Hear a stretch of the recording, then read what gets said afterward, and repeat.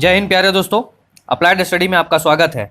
I hope कि पिछले classes को आप लोगों ने अच्छे से देखा होगा और जो भी क्वेश्चन मैंने पिछले क्लासेस में जो करवाया है और ये जो सेशन जो चल रहा है अभी सीजन 2020 का, तो सीजन 2020 में जो 20 क्वेश्चन मैंने करवाया था पिछले क्लासेस में, वो आप लोगों को कैसा लगा, आप लोगों को समझ आया नहीं आया, वो कमेंट करके जरूर बताएंगे। और दूसरी बात ये है कि जिन लोगों ने जितना भी क्वेश्चन उन लोगों ने करेक्ट किया है खुद से, उन लोगों ने जितने लोगों ने बनाया है खुद से, वो प्लीज़ कमेंट करके बताएं कि कितना आप लोगों का मार्क्स आ रहा है, 20 क्वेश्चन में कितना मार्क्स आप लोगों ने अचीव किया है, वो आप लोग कमेंट करके जरूर बताएंगे। तो चलिए आज के सेशन को भी हम लोग स्टार्ट करते हैं इस प्रीवियस ईयर के क्वेश्चन से। उससे पहले मैं बोलना चाहूंगा, जिन लोगों ने अभी तक इस वीडियो को शेयर नहीं किया है वो जल्दी से जल्दी इस वीडियो को शेयर कर दे, और जिन लोगों ने अभी तक अप्लाइड स्टडी को सब्सक्राइब नहीं किया है वो जल्दी से जल्दी सब्सक्राइब कर दे और बेल आइकन पे क्लिक कर ले, ताकि आने वाले जितने भी वीडियोस हैं, जितने भी बैचेस हैं, उन सारे के नोटिफिकेशन आप लोग को जा सके और आप लोग इसी तरह अच्छे से प्रिपरेशन करते रहें। तो चलिए फिर इस 2020 के सीजन को हम लोग स्टार्ट करते हैं और देखते हैं कितना क्वेश्चन हम लोग अटेम्प्ट कर पाते हैं। तो पहला क्वेश्चन देखिए, यहाँ पे दिया हुआ है कि यहाँ ये सर्किट दे दिया गया है और इस सर्किट में पता करना है कि टोटल करंट कितना फ्लो कर रहा है।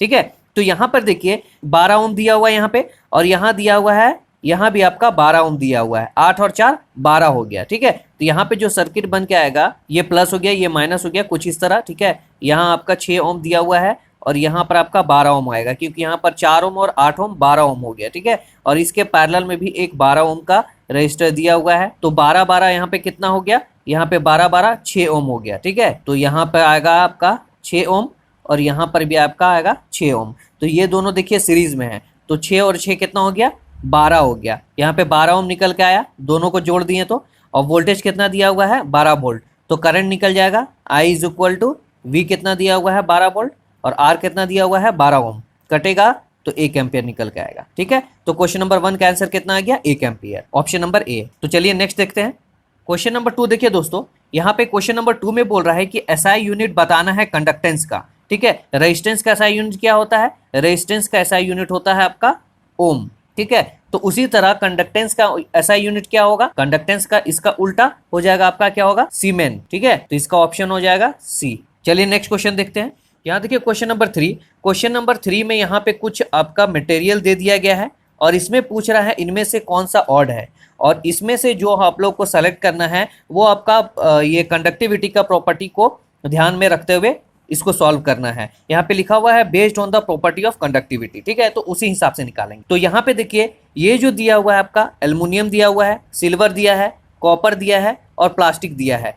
ये तीनों, ये एल्युमिनियम हो गया, सिल्वर हो गया, कॉपर, ये तीनों का कंडक्टिविटी क्या है, हाई है। इन तीनों में आराम से करंट फ्लो हो सकता है, लेकिन यहाँ पे देखिए ये प्लास्टिक दिया हुआ, प्लास्टिक में करंट फ्लो नहीं हो सकता है, तो ये क्या हो गया, तो इसमें क्वेश्चन नंबर 3 का आंसर क्या हो जाएगा, plastic, option number D answer हो जाएगा। ये ऑड हो गया। चलिए नेक्स्ट देखते हैं।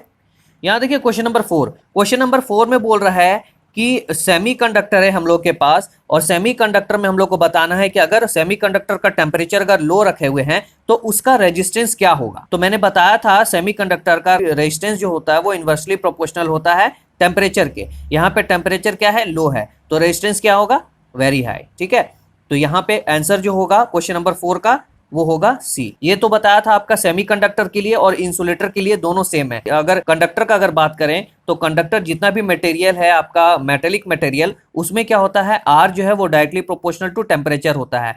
अगर टेम्परेचर को घटाएंगे तो रेजिस्टेंस घटेगा, टेम्परेचर को अगर बढ़ाएंगे तो रेजिस्टेंस बढ़ेगा।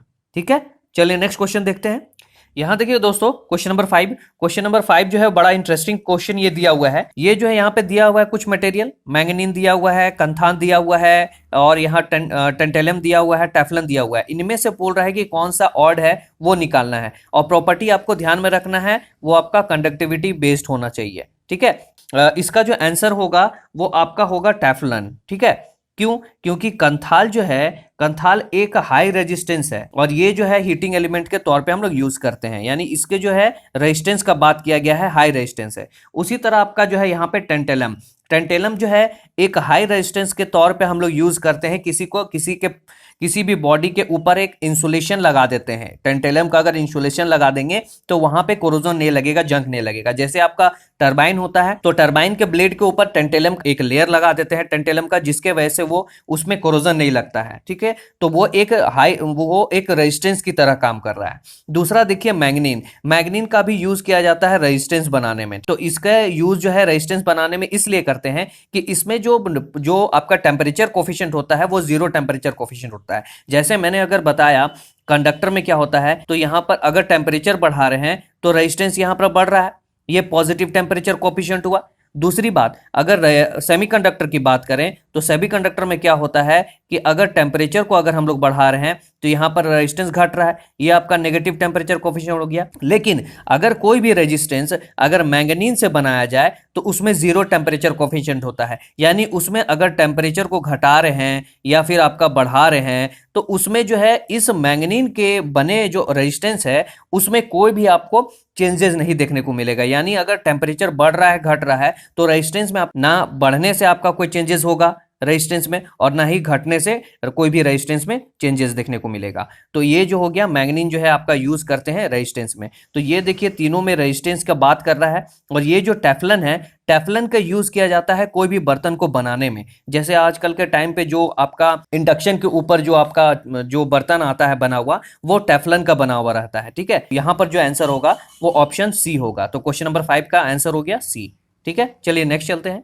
यहां देखिए क्वेश्चन नंबर 6 में बोल रहा है कि मटेरियल यहां पर दे दिया गया है और हम लोगों को बताना है कि इनमें से कौन सा है जो आपका गुड डाइलेक्ट्रिक प्रॉपर्टी है उसमें। ठीक है, तो गुड डाइलेक्ट्रिक कहने का मतलब कि जिसमें जो है इंसुलेशन प्रॉपर्टी ज्यादा है, इसमें उसके थ्रू उसमें से करंट फ्लो नहीं होना चाहिए, वो आपका हो गया गुड डाइलेक्ट्रिक। जैसे आपका कंडक्टर में क्या होता है, करंट पास होता है, तो ये डाइलेक्ट्रिक नहीं हुआ। सेमीकंडक्टर में करंट पास होता है तो ये डाइलेक्ट्रिक नहीं हुआ।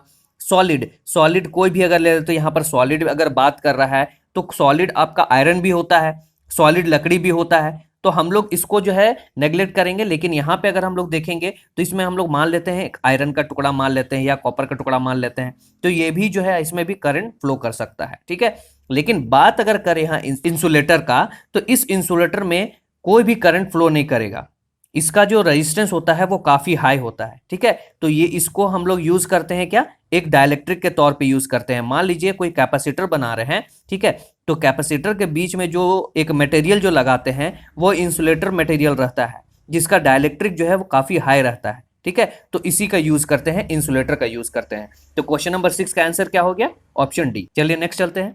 क्वेश्चन नंबर 7 देखिए, कौन सा चार्ज जो है वो फ्लो करता है, किसके कारण से इलेक्ट्रिक करंट फ्लो करता है, वो आप लोग को बताना है। तो इसका क्वेश्चन नंबर 7 का आंसर जो होगा वो होगा आपका ये both positive and negative charge. जब करंट फ्लो कर रहा है तो पॉजिटिव और नेगेटिव चार्ज दोनों फ्लो करता है। कैसे, वो मैं बताता हूँ। यहाँ देखिए मान लीजिए एक बैटरी लगा हुआ है, ठीक है, और यहाँ पे मान लेते हैं कोई एक रेजिस्टेंस, यहाँ पे रजिस्टर लगा हुआ है, तो यहाँ पर ये आपका हो गया पॉजिटिव, ये हो गया नेगेटिव। अगर यहाँ से ये पॉजिटिव अगर करंट यहाँ से जा रहा है तो इलेक्ट्रॉन इसके जस्ट अपोजिट फ्लो करता है, इधर से इलेक्ट्रॉन फ्लो करेगा, तो इलेक्ट्रॉन क्या हो गया, नेगेटिव चार्ज, और यहाँ से क्या जा रहा है आपका पॉजिटिव चार्ज, तो दोनों एक दूसरे के अपोजिट में जा रहा है, लेकिन जा तो दोनों रहा है, पॉजिटिव चार्ज भी जा रहा है आपका, नेगेटिव चार्ज भी वहां देखने को मिल रहा है। तो कोई भी सर्किट में अगर करंट फ्लो कर रहा है तो वहां पॉजिटिव चार्ज और नेगेटिव चार्ज दोनों मौजूद रहता है। ठीक है, तो क्वेश्चन नंबर 7 का आंसर क्या हो गया, बी। चलिए नेक्स्ट क्वेश्चन देखते हैं। क्वेश्चन नंबर 8 देखिए, क्वेश्चन नंबर 8 में बोल रहा है कि सुपरपोजिशन थ्योरम जो है वो कौन से नेटवर्क में एप्लीकेबल होगा।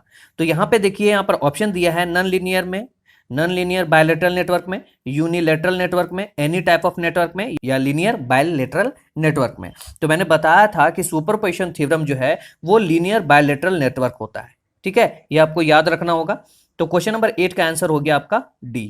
क्वेश्चन नंबर 9 देखिए दोस्तों, क्वेश्चन नंबर 9 में बोल रहा है कि कोई आपका एक एटम है और एटम के चारों तरफ जो है वो आपका वैलेंस इलेक्ट्रॉन, सबसे लास्ट ऑर्बिट में वैलेंस इलेक्ट्रॉन रिवॉल्व करते रहते हैं। तो उस लास्ट ऑर्बिट में बोल रहा है कि अगर लास्ट ऑर्बिट में वैलेंस इलेक्ट्रॉन जो है वो 4 से ज्यादा अगर है तो वो सब्सटेंस क्या निकल के आएगा वो बताना है। ठीक है, तो मैंने बताया था पिछले क्लासेस में, ये देख लीजिए, मान लेते हैं एक प्रोटॉन है और एक न्यूट्रॉन है, ये आपका हो गया न्यूक्लियस, और न्यूक्लियस के चारों तरफ आपका इलेक्ट्रॉन जो है वो रिवॉल्व करते रहता है। तो ये मान लेते हैं ये जो है आपका लास्ट ऑर्बिट है, तो लास्ट ऑर्बिट को हम लोग वैलेंस इलेक्ट्रॉन बोलते हैं। ठीक है, इसी में जितना इलेक्ट्रॉन फ्लो करेगा कम करेगा तो क्या होगा, ज्यादा अगर फ्लो करेगा तो क्या होगा, वो हम लोग देखेंगे। तो यहाँ बात कर रहा है क्या कि अगर 4 से अगर ज्यादा फ्लो करेगा, तो मान लीजिए यहाँ पर इलेक्ट्रॉन है, ठीक है, इलेक्ट्रॉन यहाँ पे 4 से ज्यादा फ्लो कर रहा है, 3 हो गया, ये आपका 4 हो गया, और यहाँ पे 5, ठीक है, तो 4 से ज्यादा फ्लो कर रहा है। वैलेंस बैंड में अगर इलेक्ट्रॉन अगर 4 से ज्यादा है तो वहां पर जो है आपका इंसुलेटर का प्रॉपर्टी आ जाएगा। क्यों? क्योंकि अगर यहाँ पे एटम जो है, यहाँ पर इलेक्ट्रॉन जो है बहुत ज्यादा अगर आ जाता है, ठीक है, बहुत ज्यादा आ जाएगा, तो वहां पर क्या होगा कि बॉन्डिंग बहुत ज्यादा हो जाएगा, बहुत सख्त बॉन्ड हो जाएगा, और सख्त बॉन्ड होने की वजह से क्या होगा कि वहां पे करंट फ्लो होने में दिक्कत होगा। तो इस कारण से अगर आपका वैलेंस बैंड में अगर इलेक्ट्रॉन जो है वो 4 से ज्यादा इलेक्ट्रॉन है तो वो एक इंसुलेटर की तरह बिहेव करेगा। समझ गए? तो क्वेश्चन नंबर 9 का आंसर हो जाएगा ए। चलिए नेक्स्ट क्वेश्चन देखते हैं। क्वेश्चन नंबर 10 देखिए दोस्तों, क्वेश्चन नंबर 10 में बोल रहा है कि अगर हम लोग टेम्परेचर को बढ़ाते हैं और वहां पे रेजिस्टेंस घटता है तो वो मटेरियल कौन सा होगा। कि अगर मटेरियल अगर आपका कंडक्टर है या फिर हम लोग मान लेते हैं मेटल है, तो मेटल में क्या होता है, resistance directly proportional to temperature होता है। टेम्परेचर यहां बढ़ाएंगे तो ये रेजिस्टेंस बढ़ेगा। तो ये हो गया, तो ये चीज इसमें फिट नहीं आ रहा है। नेक्स्ट मैंने बताया था कि इंसुलेटर, अगर इंसुलेटर या सेमीकंडक्टर की बात करेंगे तो रेजिस्टेंस जो होता है वो टेम्परेचर के इन्वर्सली प्रोपोर्शनल होता है। यानी यहाँ पे अगर हम लोग टेम्परेचर को बढ़ाएंगे तो यहाँ रेजिस्टेंस घटेगा। ठीक है, तो ये चीज इस क्वेश्चन में फिट आ रहा है कि यहाँ पर टेम्परेचर बढ़ा रहे हैं और रेजिस्टेंस घट रहा है। तो इसमें से इस ऑप्शन में से कौन सा होगा? कॉपर आपका हो गया कंडक्टर, ठीक है, सिल्वर आपका कंडक्टर हो गया, और कॉन्स्टेंट भी जो है आपका कंडक्टर हो गया। ये आपका कंडक्टर हो गया। यहां पर देखिए ये ऑप्शन बी जो है एक कार्बन है। कार्बन क्या है? कार्बन आपका सेमीकंडक्टर है। तो सेमीकंडक्टर जो क्या होता है कि टेम्परेचर बढ़ाते हैं तो रेजिस्टेंस घटता है। तो क्वेश्चन नंबर 10 का आंसर हो गया बी। ठीक है, और लेकिन यहां पे देख लीजिए एक यहां कांस्टेंट का बात कर रहा है। तो अगर मान लीजिए ये रेजिस्टेंस है, रेजिस्टेंस का जो मटेरियल है, अगर हम इस रेजिस्टेंस को कांस्टेंट से अगर हम बनाते हैं तो इसका टेम्परेचर कोफिशिएंट जो होगा वो 0 होगा। यानी अगर हम लोग टेम्परेचर बढ़ाते हैं या फिर टेम्परेचर को घटाते हैं तो उसके रेजिस्टेंस में कोई चेंजेस देखने को नहीं मिलेगा। तो इसलिए हम लोग क्या करते हैं कि अगर हम लोग वैसा रेजिस्टेंस चाहिए जिसमें टेम्परेचर के घटने बढ़ने से कुछ इसमें चेंजेस ना देखने को मिले, तो उस रेजिस्टेंस को हम लोग कांस्टेंट से बनाते हैं। ठीक है, समझ गए? चलिए नेक्स्ट चलते हैं।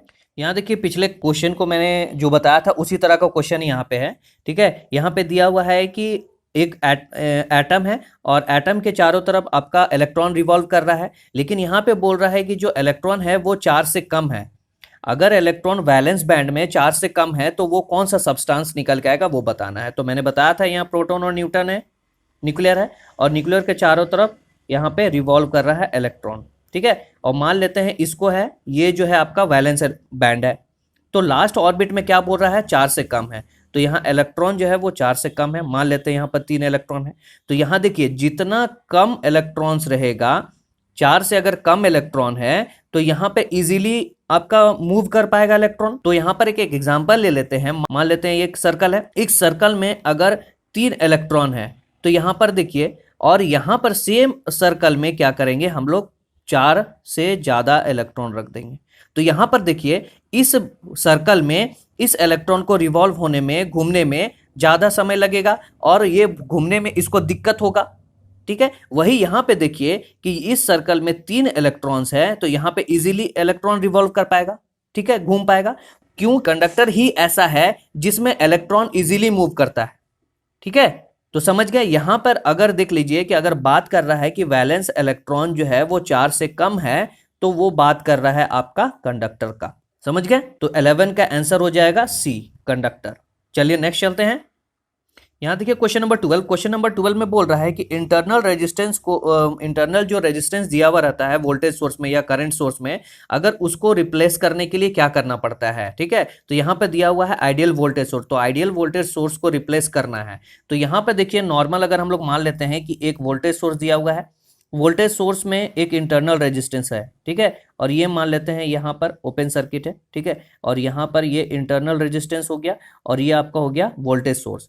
तो जो नॉर्मली जो हम लोग के पास वोल्टेज सोर्स होता है उसमें इंटरनल रेजिस्टेंस रहता है। ठीक है, अगर इसी को हम लोग रिप्लेस कर देंगे आइडियल वोल्टेज सोर्स में तो क्या करेंगे? यहाँ पे हम लोग शॉर्ट कर देंगे। तो शॉर्ट करने से क्या होगा, यहां पर जो है आईएससी करंट फ्लो करेगा, short circuit current, maximum current. तो ये पर क्या हो जाएगा, अगर इस सर्किट में अभी यहां पर कुछ करंट फ्लो कर रहा है, लेकिन जैसे ही शॉर्ट करेंगे यहां पे मैक्सिमम करंट फ्लो करने लगेगा। तो जब मैक्सिमम करंट फ्लो करने लगेगा किसी सर्किट में, वहां पर कोई करंट का रुकावट नहीं आएगा, तो वो जो है आपका आइडियल वोल्टेज सोर्स हो जाएगा।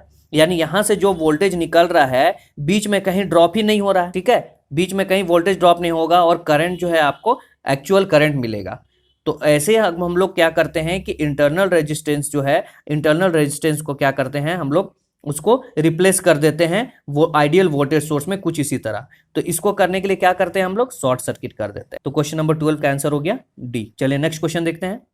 यहां देखिए क्वेश्चन नंबर 13 में एक फिगर दिया गया है और बोला गया है ये 1 ओम में कितना करंट फ्लो कर रहा है वो आप लोग को बताना है। तो मैंने बताया था पिछले क्लासेस पे सुपरपोजिशन थ्योरम लगा के। तो जैसे यहाँ पे एक सर्किट दिया हुआ है, ठीक है, ये सर्किट दिया हुआ है। अब हम लोग क्या करेंगे, सबसे पहले क्या करेंगे कि एक सोर्स को रखेंगे और दूसरा सोर्स को डीएक्टिवेट कर देंगे। तो यहाँ पे करंट सोर्स दिया है, ठीक है, तो करंट सोर्स को क्या करेंगे, यहाँ पे हम लोग ओपन कर देंगे। ये ओपन हो गया, इसका मतलब नहीं रह गया, ये ओपन हो गया। ये जो वोल्टेज सोर्स है, यहाँ पे जो वोल्टेज है 3 ओम में, 3 ओम में कितना वोल्टेज है, 12 वोल्ट है। तो 3 ओम के अक्रॉस हम लोग को पता चल गया 12 वोल्ट है, लेकिन इसमें नहीं पता है, 1 ओम में और 5 ओम में नहीं पता है। तो हम लोग क्या करेंगे, यहाँ वोल्टेज डिवाइडिंग रूल लगाएंगे। तो यहाँ पर मेन वोल्टेज इंटू, मान लीजिए हम लोग को यहाँ का करंट पता करना है, तो यहाँ 1 ओम लिखे बाई इसके अपोजिट का क्या है, 5 ओम है, ठीक है। तो ये 5 ओम और ये 1 ओम दोनों को ऐड कर देंगे। इसको इसलिए नहीं लिए क्योंकि इसका वोल्टेज हम लोग को पता है, तो दोनों मिला के 6 ओम हो गया। इसको अगर काटेंगे 14 12, यहाँ निकल के आएगा 2 वोल्ट, ठीक है। तो यानी इस 1 ओम के क्रॉस 2 वोल्टेज का ड्रॉप हो रहा है, 2 वोल्ट हो रहा है। तो अब 12 वोल्ट से कितना करंट उस तक पहुंच रहा है वो हम लोग देखेंगे। तो I is equal to, voltage पता चल गया 2 वोल्ट और यहाँ पर 1 ओम, तो यहाँ हो गया 2 एम्पियर। तो इस 12 वोल्ट से 2 एम्पियर जा रहा है, ठीक है, इधर से जो जा रहा है आपका 2 एम्पियर जा रहा है, याद रखिएगा, ठीक है। अभी हम लोग क्या किए थे, इसको कर दिए थे ओपन और ये इस वोल्टेज सोर्स से हम लोग देखें इधर से जा रहा है आपका 2 एम्पियर। अब हम लोग क्या करेंगे कि इसको हम लोग शॉर्ट कर देंगे, इस 12 वोल्ट को हम लोग शॉर्ट कर दिए। जब इसको शॉर्ट कर दिए तो ये 3 ओम रजिस्टर खत्म हो गया, ये कुछ इस तरह हो गया, ठीक है, तो ये खत्म हो गया, इसको हटा देते हैं। तो ये 1 ओम और ये 5 ओम आपका पैरेलल में है, 6 एम्पियर यहां से जा रहा है। तो 6 एम्पियर क्या करेंगे, दोनों सर्किट में हम लोग डिवाइड लगा कर देंगे, ठीक है। तो यहाँ पर करंट डिवाइडिंग रूल लगाएंगे, यहाँ 6 एम्पियर हो गया मेन करंट। इसमें करंट पता करना है तो इसके जस्ट अपोजिट वाला को लेंगे 5 ओम बाई, दोनों को ऐड करेंगे तो 6 हो जाएगा। यहाँ काटेंगे तो निकल के आएगा 5 एम्पियर। यानी यहाँ पर देखिए 6 एम्पियर से जो यहाँ पे करंट जा रहा है, यहाँ पे करंट जो जा रहा है ये आपका जा रहा है 5 एम्पियर और इधर से 12 वोल्ट से कितना जा रहा है, 2 एम्पियर। तो जब दोनों को माइनस करेंगे 5 एम्पियर माइनस 2 एम्पियर कितना निकल के आएगा, 3 एम्पियर निकल के आएगा, ठीक है। तो इस 13 नंबर क्वेश्चन का आंसर हो गया डी, 3 एम्पियर, ठीक है। चलिए नेक्स्ट देखते हैं। क्वेश्चन नंबर 14 देखिए दोस्तों, बोल रहा है कि नीचे स्टेटमेंट कुछ दिया गया है, उनमें से कौन सा स्टेटमेंट सही है। तो ऑप्शन नंबर ए दिया हुआ है, an electric insulator has a high resistance.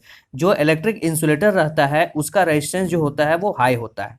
दूसरा ऑप्शन दिया हुआ है कि इलेक्ट्रिक करंट जो है वो मेजर करते हैं वोल्ट में, ठीक है। और तीसरा ऑप्शन दिया हुआ है कि एमीटर में एक लो रेजिस्टेंस लगाते हैं और वो जो है पैरेलली कनेक्टेड रहता है सर्किट में, ठीक है। एमीटर कोई बोल रहा है कि एमीटर का यूज करते हैं सर्किट में पैरेलल में लगा के। और ऑप्शन डी बोल रहा है 2 किलो ओम जो होता है वो इक्विवेलेंट होता है 2 मेगा ओम। तो यहाँ देखिए क्वेश्चन नंबर 14 का आंसर जो होगा वो ए होगा। क्यों, क्योंकि देखिए यहाँ जो इलेक्ट्रिक इंसुलेटर होता है उसका जो रेजिस्टेंस होता है वो हाई होता है, ठीक है। तो इसका ऑप्शन होगा ए। बाकी देखिए आपका बी में दिया हुआ है इलेक्ट्रिक करंट मेजर करते हैं वोल्ट में, नहीं ऐसा नहीं होता है, करंट मेजर करते हैं एम्पियर में, ठीक है। नेक्स्ट आप देखिए कि यहाँ पर एमीटर दिया हुआ है, एमीटर में लो रेजिस्टेंस लगाते हैं, ऐसा नहीं है, एमीटर में लगाते हैं हाई रेजिस्टेंस, वो भी पैरेलल में लगाते हैं और इसको कनेक्ट करते हैं किसी भी सर्किट में सीरीज में। मान लीजिए ये एक सर्किट है, यहाँ पर एमीटर लगाएंगे लेकिन लगाएंगे सीरीज में, इस तरह से सीरीज में लगा हुआ रहता है, पैरेलल में नहीं लगाते हैं, ठीक है। बाकी ये देखिए 2 किलो ओम जो है वो 2 मेगा ओम के बराबर में नहीं होता है। तो क्वेश्चन नंबर 14 का आंसर हो गया ए। चलिए नेक्स्ट क्वेश्चन देखते हैं। यहाँ देखिए क्वेश्चन नंबर 15 में बोल रहा है कंडक्टिविटी का ऐसा यूनिट क्या होगा। तो रेजिस्टिविटी का ऐसा यूनिट क्या होता है, रेजिस्टिविटी का एसआई यूनिट होता है आपका ओम मीटर होता है, लेकिन इसी का उल्टा हम लोग कर देंगे, उल्टा कर देंगे, क्या करेंगे, महोमीटर हो जाएगा इसका, महोमीटर। ठीक है, ये महोमीटर, इसी को हम लोग क्या बोलते हैं, इसी को हम बोलते हैं सीमेन पर मीटर बोलते हैं। ठीक है, तो क्वेश्चन नंबर 15 का आंसर हो जाएगा कंडक्टिविटी का ऐसा यूनिट होगा आपका सीमेन पर मीटर। चलिए नेक्स्ट देखते हैं। यहाँ देखिए क्वेश्चन नंबर 16 में बोल रहा है कि जब किसी हीटर कॉइल में अगर करंट फ्लो करता है तो हीटर का कॉइल जो है वो ग्लो करता है, इल्यूमिनेट करता है, जलता है और उससे हम लोग को हीट मिलता है, लेकिन जिस वायर से उसमें सप्लाई देते हैं वो क्यों नहीं जलता है। तो पिछला सेशन में मैंने कुछ इंपॉर्टेंट फैक्ट्स बताया था, उसी से देखिए यहाँ पर आपको क्वेश्चन देखने को मिल रहा है, और ये प्रीवियस ईयर का क्वेश्चन है दोस्तों। तो जो मैंने बताया था कि उसमें से क्वेश्चन देखने को मिलेगा, तो देखिए यहाँ पे क्वेश्चन देखने को मिल रहा है। ठीक है, तो चलिए इसको हम लोग बनाते हैं। तो मैंने बताया था हीटर का कॉइल का जो रेजिस्टेंस होता है बहुत ज़्यादा हाई होता है, और बहुत ज़्यादा रेजिस्टेंस अगर हाई है तो वहाँ पर जो है क्या होता है, वहाँ पर हीट जो है वो ज़्यादा जनरेट करेगा, क्योंकि वहाँ पर ज़्यादा लॉसेस हो रहा है। तो जितना ज़्यादा रेजिस्टेंस उतना ज़्यादा हीट वहाँ पे करेगा। ठीक है, तो यहाँ पर क्या होगा कि हीटर का जो कॉइल होता है वो हाई रेजिस्टेंस का होता है, वही आपका पावर का जो केबल दिया हुआ है उसमें से जो पावर जा रहा है, जो उसमें से आपका जो प्लग में लगाए हुए हैं उसका रेजिस्टेंस होता है काफ़ी लो। तो रेजिस्टेंस अगर लो है तो वहाँ पर हीट क्या होगा, बहुत कम। ठीक है, तो क्वेश्चन नंबर 16 का आंसर क्या होगा, क्वेश्चन नंबर 16 का आंसर हो गया डी। चलिए नेक्स्ट देखते हैं। यहाँ देखिए क्वेश्चन नंबर 17 में बोल रहा है कि इंसुलेटिंग मटेरियल का जो इंसुलेशन उसका रेजिस्टेंस क्या होता है। मान लीजिए कोई एक आपका वायर दिया हुआ है, ठीक है, ये आपका यहाँ से कंडक्टर निकला हुआ है, तो ये वायर का ऊपर जो इंसुलेशन लगा हुआ रहता है उसका रेजिस्टेंस क्या होना चाहिए, हाई होना चाहिए, लो होना चाहिए, 0 होना चाहिए, 1 होना चाहिए, क्या होना चाहिए। तो कोई भी इंसुलेटर का अगर हम लोग बात करें उसका रेजिस्टेंस अगर हाई नहीं रखेंगे तो उसमें से करंट फ्लो करने लगेगा। तो इस इंसुलेटर का जो रेजिस्टेंस होता है वो वेरी हाई होता है। ठीक है, तो इसका क्वेश्चन नंबर 17 का आंसर हो जाएगा डी। नेक्स्ट देखते हैं। यहाँ देखिए क्वेश्चन नंबर 18 में दिया हुआ है कि यहाँ पर अगर हम लोग को एक सर्किट दे दिया गया है और सर्किट में बोल रहा है कि थेवेनिन्स थ्योरम लगाएंगे, और थेवेनिन्स थ्योरम लगा के जो सर्किट को रिड्यूस करेंगे तो वो सर्किट कैसा बन के आएगा। तो थेवेनिन्स थ्योरम में क्या होता है कि यहाँ पर वोल्टेज सोर्स होता है, और वोल्टेज सोर्स के सीरीज में एक रेजिस्टर लगा हुआ रहता है, और यहाँ पर हम लोगों का लोड लगाते हैं, इसको बोलते हैं RL, और इसको बोलते हैं आपका RTH, और इसको बोलते हैं VTH। तो इस तरह का पूरा कितना भी बड़ा सर्किट हो वो छोटा सर्किट में सिमट के इतना आ जाता है। एक VTH रहता है, उसके सीरीज में RTH रहता है, और उसके इन दोनों के पैरेलल में एक RL लगा हुआ रहता है जो आप लोड के तौर पे यूज करते हैं। तो इसमें से कौन सा आंसर होगा, ये ऑप्शन नंबर ए होगा, सिंगल EMF होगा। ये आपका EMF VTH बराबर EMF हो गया। ठीक है, और ये आपका सीरीज अब में ये रजिस्टर लग गया RTH। तो इस तरह का सर्किट बन के आएगा। क्वेश्चन नंबर 18 का आंसर क्या हो गया, ऑप्शन नंबर ए। ठीक है, चलिए नेक्स्ट क्वेश्चन देखते हैं। क्वेश्चन नंबर 19 देखिए दोस्तों, यहाँ पे दिया हुआ है कि 3 किलो ओम का रजिस्टर दिया हुआ है, उसमें कितना करंट फ्लो कर रहा है वो हम लोगों को बताना है। तो यहाँ देखिए 6 वोल्ट दिया हुआ है, और 6 वोल्ट सारे में आपका इक्वल वोल्टेज होगा क्योंकि पैरेलल लगा हुआ सारा सर्किट। तो यहाँ देखिए यहाँ भी 6 वोल्ट होगा, यहाँ भी 6 वोल्ट होगा, और यहाँ भी 6 वोल्ट होगा। तो इसके अक्रॉस का वोल्टेज जो आपको मिलेगा वो 6 वोल्ट ही मिलेगा। ठीक है, तो सबका हम लोग को पता चल गया कि जितना भी रेजिस्टर यहाँ पे दिया हुआ है सब के अक्रॉस 6 वोल्ट दिया हुआ है, और हम लोग को केवल बात कर रहा है यहाँ पे 3 किलो ओम का रेजिस्टर का, और 3 किलो ओम में कितना करंट फ्लो कर रहा है वो बताना है। तो यहाँ पे करंट फ्लो करता है I = V/R। तो वोल्टेज यहाँ पे कितना है दिया हुआ है 6, और यहाँ पर दिया हुआ है 3 किलो ओम, यहाँ पर 3000 लिख देंगे क्योंकि 3 किलो ओम दिया हुआ है। इसको अगर काटेंगे तो 3 × 2 = 6 निकल के आएगा। ये 3 जीरो क्या करेंगे, ऊपर ले जाएंगे, इंटू ये ऊपर ले जाएंगे, तो यहाँ पे निकल के आएगा 2 × 10⁻³ ठीक है, 2 × 10⁻³ निकल के आएगा, यानी इसको हम लोग बोल सकते हैं 2 मिली एम्पियर बोल सकते हैं। तो क्वेश्चन नंबर 19 का आंसर क्या हो गया, ऑप्शन सी। चलिए नेक्स्ट क्वेश्चन देखते हैं। देखिए दोस्तों क्वेश्चन नंबर 20 में दिया हुआ है कि एक सर्किट दिया हुआ है, और सर्किट एलिमेंट अगर ओपन सर्किटेड है तो वो कैसे हम लोग समझेंगे। तो मैंने बताया है, मान लीजिए एक वोल्टेज सोर्स है, ठीक है, यहाँ एक रजिस्टर है, ठीक, यहाँ पे अगर हम लोग मेजर करेंगे, ठीक है, यहाँ पे अगर हम लोग मेजर करेंगे तो यहाँ से कितना, यहाँ पर कितना वोल्टेज है वो यहाँ पे ओपन सर्किट में वोल्टेज हम लोग को पता चल जाएगा। ठीक है, इस ओपन सर्किट में। लेकिन वही अगर इसी ओपन सर्किट में अगर हम लोग करंट मेजर करेंगे तो नहीं पता चलेगा। तो करंट अगर ओपन सर्किट में मेजर करते हैं तो वहां पे आपको करंट देखने को नहीं मिलेगा, यानी ओपन सर्किट में कोई भी करंट फ्लो नहीं करता है, वहां करंट फ्लो नहीं करेगा। ओपन सर्किट है यानी करंट नहीं फ्लो करेगा। ओपन सर्किट में आप वोल्टेज को मेजर कर सकते हैं, लेकिन ओपन सर्किट में आप करंट को मेजर नहीं कर सकते हैं। अगर सर्किट ओपन ही है तो वहां करंट फ्लो करेगा ही नहीं, ठीक है, लेकिन पोटेंशियल डिफरेंस को आप मेजर कर सकते हैं। तो क्वेश्चन नंबर 20 का आंसर क्या होगा? क्वेश्चन नंबर 20 का आंसर होगा आपका करंट थ्रू इट 0।